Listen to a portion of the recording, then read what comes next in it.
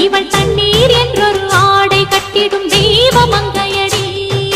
தையம் தீயம் தக்கு தீயம் தக்கு தையம் தீயம் தக்கு தீயம் தக்கு தையம் தீயம் தக்கு தீயம் தக்கு தையம் தீயம் தக்கு தீயம்